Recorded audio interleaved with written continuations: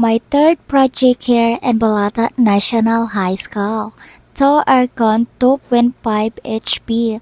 Hi mga say og say at sa amalight na nakabangwat ang batsig lagay na 3 times na lagan alapet na ma-expire ang mattress tay.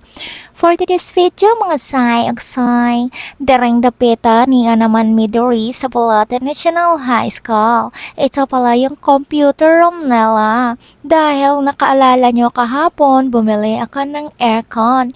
Kaya ito, pina-install ko agad-agad para magamit ito ng mga bata dito.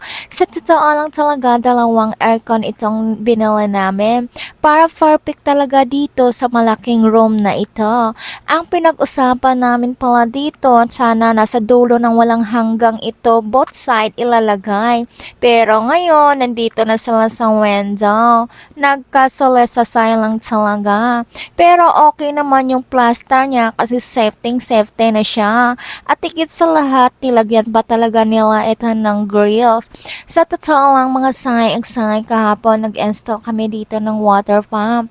Kung wala talagang may nalipong na 5 bata sa building na ito, hindi talaga akong pumasok dito, no? Hindi ako nakagala sa building na ito.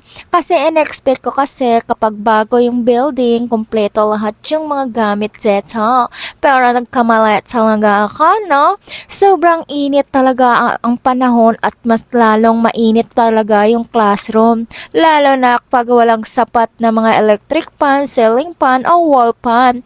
Kaya pinag-isipan namin ni Dodong is bumili na lang ng aircon para naman dito sa mga bata sa classroom na ito.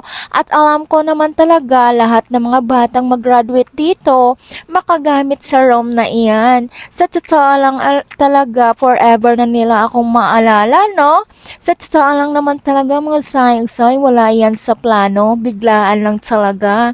Diba yung sabi ko sa inyo, sharing is caring, diba? Nasa punto na talaga ako ng buhay kapag mayroong extra sa bulsa ko, nagbibigay ako. Kung wala, wala din. At promise yung nagtataka kung saan ko kinuha yung mga pera na pinadonate ko sa bawat school. Hoy, mayroon akong trabaho ha? Deseti, marangal, at paldo-paldo. Wow! Sana all! Miss Jo Rosie!